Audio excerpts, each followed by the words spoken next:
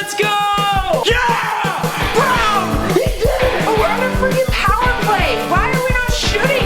Yes! Let's go! I can't even grammar properly right now. How frustrated I am. Get a cheat tonight. The Vegas Golden Knights win against the Nashville Predators 5-2 in a thrilling game, kind of. Max Pacioretty is back! Yeah! Finally, we're getting over this injury stuff. Sorry, just in case. And William Carrier's back on the same game. That is so good. Oh, we're finally getting over this injury thing. That being said, I'm still looking at our lineup and thinking, holy cow, what is this hodgepodge? It's Chandler Stevenson that opens the scoring for Vegas, and it's almost the end of the first, and honestly, this guy has been phenomenal for us this season. He's definitely, in my opinion, been our most consistent and best offensive player so far this year. With everyone that's come in and out of the lineup and stuff, he just has been really productive still, despite not having Stone and Pacioretty being lifted into his 1C role. That line is great together, but Stevenson is definitely showing that he has more potential than a 5th round pick. I mean, it helps when your defenseman Haig wins a puck battle over in the corner behind your goalie's net, and the puck ends up at Stone, who wins a puck battle and kind of sends it over to you, but Stevenson buries it, makes it 1-0 heading into the second. Welcome back to Filip Forsberg as well. He comes back into the lineup for Nashville after being injured, I think. And he definitely made his presence known immediately in the second period, getting one off the post. So, yay, it was off the post. That's good for me. I never thought I would say this. The captain for the Nashville Predators, Roman Josi, had the puck stolen from him by Jonas Rondbjerg that goes in and snipes it.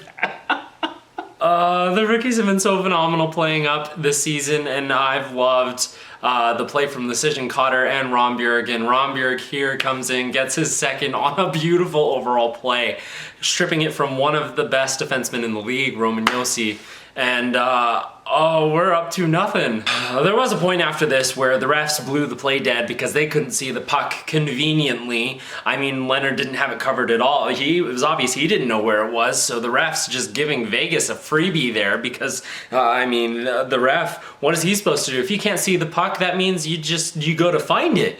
You wait until you can see that puck, right? And I'm not trying to bash Amadio by saying this, but one of the things that I didn't really notice him playing as much, and I was thinking about this, and Adam Brooks today in his second game with VGK as well as last game just really seemed to make himself known and seen, and his presence was felt on the ice, and that kind of attributed to this third goal. Matisse Janmark, kind of snake-bitten, finally got one, sends it over to Kolazar's, kind of snake-bitten, finally got one a couple games ago, but neither of them were able to get this in. Adam Brooks is able to just take this puck and bury it past Saros to make it 3-0 Vegas, and he's, I really, really like this kid and hope we're able to hold on to him. And here's where we get into the stuff. Nashville scores on a power play, and it's Filip Forsberg who nets this one, and it's he sends it off of Ben Hutton's skate, and it goes in past Leonard, 3-1.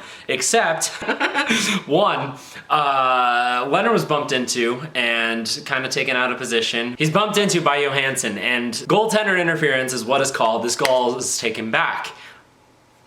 I don't know what goaltender interference is. I don't know that the refs know. I don't think anybody in the league actually really knows definitively what goaltender interference is. I think this had some implication of being called back because they had some clock issues in Nashville. This penalty on White Cloud was the longest regular minor penalty in the history of the NHL, lasting a little over 2.5 minutes. I don't know what was going on with their clock. It didn't really go, and so it stopped time. I don't know. The power play lasted 2 minutes and 36-ish seconds. And that's not okay. With that time period, Zach Whitecloud would have gotten back into the play. There's an opportunity that doesn't happen at all. I didn't think it was necessarily goaltender. Like, I could see an argument for goaltender interference, and like, I'm glad that goal got taken back, but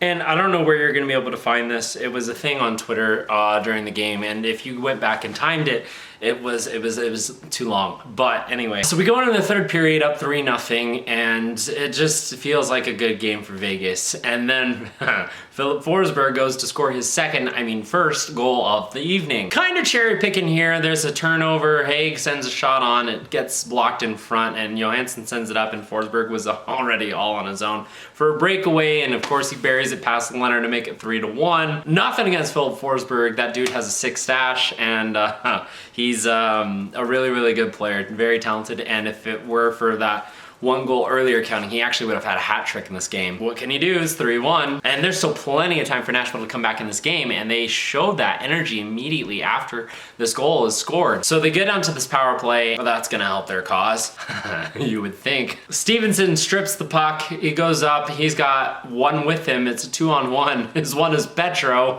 And so he sends it over to Pietrangelo, and he buries it. Short-handed goal, the first in his career. Pietrangelo has had a really, really solid career with all of his time being with St. Louis back from 2008.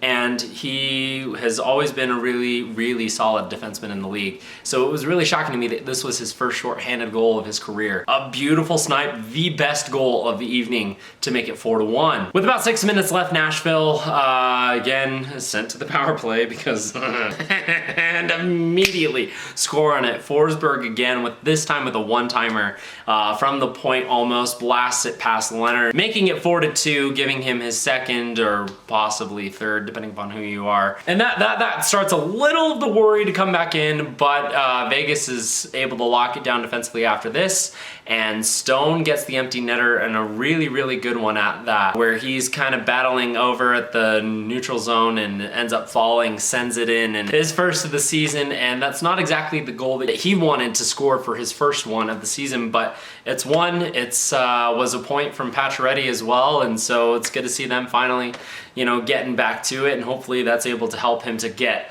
just going into the rest of the season. But that was this game against Nashville. I loved watching it in Vegas with my family. It really feels like Vegas is starting to come together and be Vegas again. But that's going to be it for Game 21's Nightly Review. Thank you so much for watching, and have a good night.